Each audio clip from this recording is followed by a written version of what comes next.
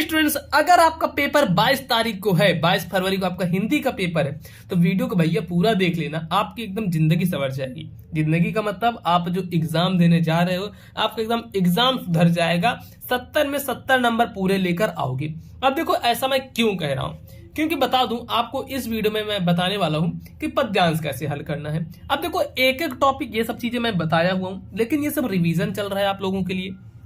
क्योंकि देखो, 22 को जो फर्स्ट एग्जाम है वो एग्जाम है आपका हिंदी का, और अगर हिंदी का एग्जाम आपका अच्छा चला गया तो सारे एग्जाम के लिए आपका कॉन्फिडेंस बढ़ जाएगा। लेकिन अगर एग्जाम में ही आप गलत कर दिए, मतलब पहले एग्जाम में ही आप अच्छे से नहीं परफॉर्म कर पाए, तो भाई पूरा मजा एकदम खराब हो जाएगा। इतना आप भी समझो, अगर पहले में आप नहीं परफॉर्म कर पाए तो मजा खराब हो जाएगा। तो देखो, इसीलिए मैं वीडियो लेकर आ चुका हूं।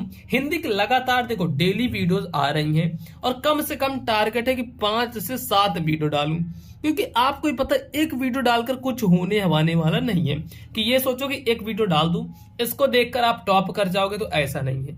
आपके पास अब बचे हुए कुछ दिन हैं, इन्हीं कुछ दिनों में पढ़ना भी है, रिवीजन भी करना है, लिखने का तरीका भी समझना है। तो देखो, इसके लिए थोड़ा सा तो टाइम लगेगा।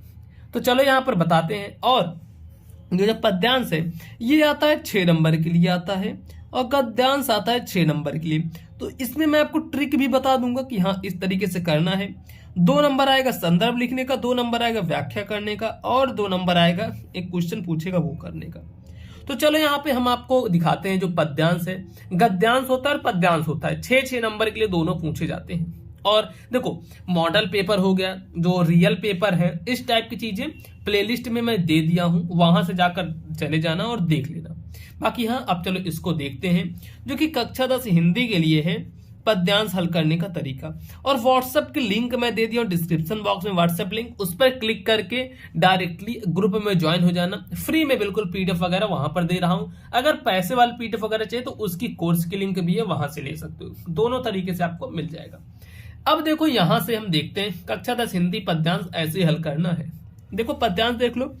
पुर में पुरते, यहाँ है ना, पुरते निकसी रघुवीर बधु, धरि धीर दय मग में डग दय, झलकी भरी भाल कनी जलकी पुट सूख गए मधुरार भय, फिर बूझती हैं चलो अब के तक पर्ण कुटी करियों के तह, तिय की लकी आतुर्य पिया की अकिया अति चारु चली जब त्वय। अब देखो, ये कुल दिया गया है पद्यांश। अब इस पद्यांश में क्या करना रहेगा, चलो क्वेश्चन देखते हैं आखिर इस पद्यांश में हमें करना क्या है। सबसे पहला देखो क्वेश्चन है, इसी में जो कहा गया है कि उपयुक्त पद्यांश का संदर्भ लिखिए। ये जो पद्यांश दिया गया है इसका संदर्भ लिखना है।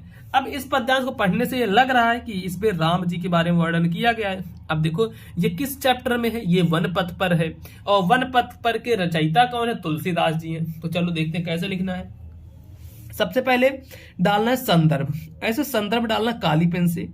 इतना डालने के बाद फिर लिखना नीली पेन से, प्रस्तुत पद्यांश हमारी पाठ्य पुस्तक हिंदी काव्य खंड में संकलित कवितावली ग्रंथ के वन पथ पर। अब देखो, ये जो वन पथ पर है इसको काली पेन से लिखना है। वन पथ पर नामक शीर्षक से लिया गया है, और इसके रचयिता तुलसीदास जी हैं। अब देखो क्या कह रहा है कि जो प्रस्तुत पद्यांश है वो हमारी पाठ्य पुस्तक हिंदी के काव्य खंड में संकलित कवितावली ग्रंथ के, जो कवितावली ग्रंथ है उसके वन पथ पर नामक शीर्षक लिया गया है। कौन से शीर्षक से लिया गया है, वन पथ पर, ये जो शीर्षक है इससे लिया गया है। और इसके रचयिता कौन है, तो इसके रचयिता भाई हैं तुलसीदास। इसके रचयिता कौन है, तुलसीदास जी हैं। अब इतना आपको कर लेना है, ठीक, इतना कर लोगे। अब इतना करने को, जैसे देखो इसके रचयिता तुलसीदास जी हैं, तो तुलसीदास जी को भी करना है काली पेन से करना है, इनको भी लिख देना है इसे काली पेन से। जहां जहां में अंडरलाइन करते हैं उसको काली पेन से लिखना है, क्योंकि इससे क्या होगा, जो एग्जामिनर देखेगा उसको लगेगा कि आखिर बच्चे ने यहाँ पर काली पेन नीली पेन अच्छे से उपयोग किया है, जिससे वो और अच्छे नंबर देगा। क्योंकि ये आपको पता होना चाहिए कि first impression is the last impression. अब फिर आता है नेक्स्ट है सेकंड नंबर, और इसके आपके 2 नंबर फुल मिल जाएंगे। फिर आता है सेकंड, जो कि है श्री राम के नेत्रों से आंसू क्यों बहने लगे। श्री राम के नेत्रों से आंसू क्यों बहने लगे, ये है। तो चलो इसको देखते हैं। सीता जी की थकावट से उत्पन्न व्याकुलता को समझकर रामचंद्र जी की आंखों में आंसू आ गए। देखो श्री राम के आंखों में आंसू क्यों आए थे? क्योंकि जब सीता जी चल रही थी और चलते चलते उनके पैरों में छाले पड़ गए थे, क्योंकि वन पथ पर, नाम ये वन पथ पर, वन के पथ पर चल रही थी। अब देखो वहां पे चलेंगे तो वहां पे जाहिर सी बात है, अगर कोई भी ज्यादा दूर चलेगा तो उसके पैरों में छाले वगैरह पड़ जाएंगे, पैर दर्द होने लगेगा। तो वही है, थकावट आ गई थी और जिसकी व्याकुलता देखकर श्री राम जी की आंखों में आंसू आ गए थे। अब देखो इसके बाद आता है थर्ड नंबर और इसके ही मिल जाएंगे 2 नंबर। फिर आता है देखो जो तीसरा नंबर है कि रेखांकित अंशों की व्याख्या करनी है।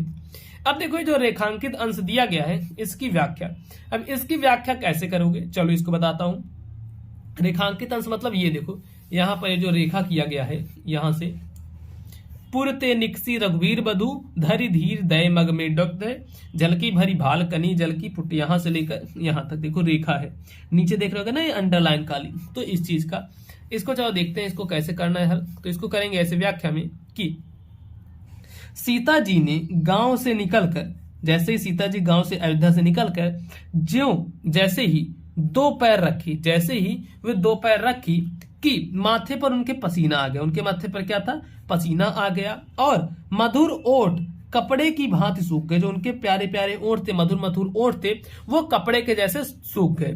फिर उसके बाद क्या है, फिर पूछने लगी, वो फिर पूछने लगी, और किससे पूछने लगी कि वो अपने पति से पूछने लगी, अपने पति से पूछने लगी कि कितनी दूर चलना है और पर्णकुटी कहां पहुंचकर बनाओगे, जो अपनी कुटिया है, जो पत्तों की जो कुटिया है वो कहां बनाओगे, आखिर हम लोग रुकेंगे कहां।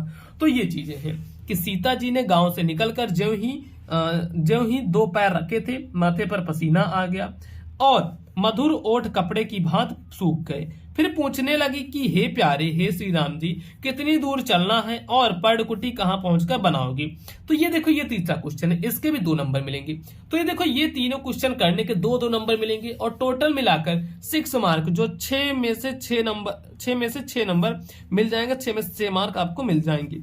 तो इस तरीके से करना है। बाकी हाँ, क्लास 10th की तैयारी हिंदी की या फिर कोई भी सब्जेक्ट तो बहुत अच्छे तरीके से सिर्फ और सिर्फ मोबाइल पर स्कूल चैनल पर करवाई जा रही है। तो चैनल को सब्सक्राइब कर लो, वीडियो को लाइक कर देना, और कहीं भी दिक्कत आती है तो डिस्क्रिप्शन बॉक्स में लिंक है व्हाट्सएप ग्रुप वगैरह की, तो वहां से जाकर मुझे ज्वाइन कर लेना आप व्हाट्सएप ग्रुप में। तो व्हाट्सएप ग्रुप बिल्कुल ही फ्री है, वहां से आप डायरेक्टली ज्वाइन कर सकते हो। तो बस दोस्तों आज की वीडियो में इतना ही, अब मिलेंगे आपसे और किसी नेक्स्ट वीडियो में।